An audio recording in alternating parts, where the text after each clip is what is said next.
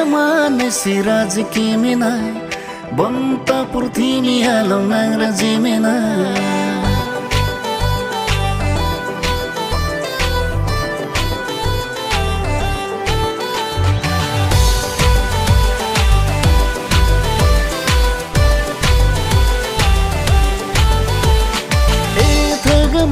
Siraj kiminai bonta purthini halong nang rajimenai rida metalonga thaya vilo kiminai longji mane kaya long la sona kopa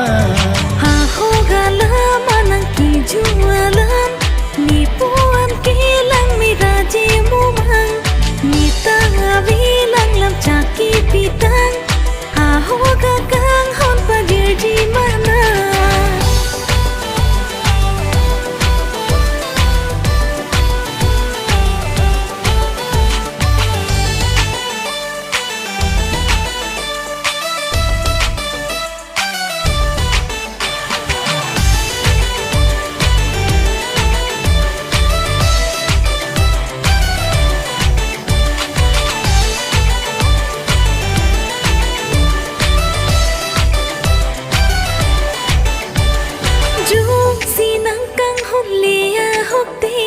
làm chạc thi thiếp nang ji la pen si mi jong si nang pen le che re long ti ri ro a phan ke be ha yung ji ne làm chak thi ra ve non ma lo ma tum ke me pro joga tum sai di lang roi lang jeng a se me che klo ani a se me le ding lang ji ta ding ji ne lang jeng a se me che klo ani a se me le ding lang ji ta ding ji ne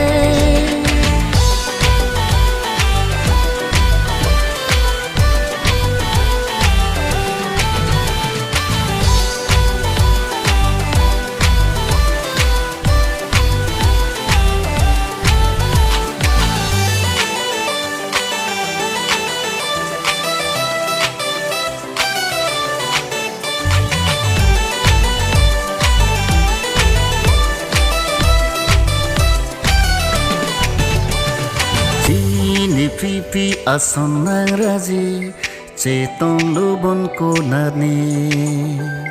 jong sinang liya vedin meme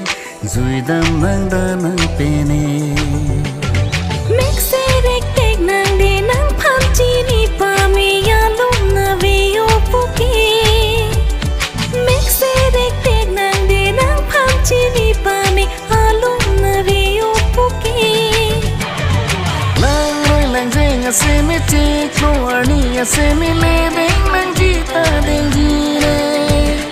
la roi lang jeng se me che klo ani se me le ding lang ji ta ding ji ne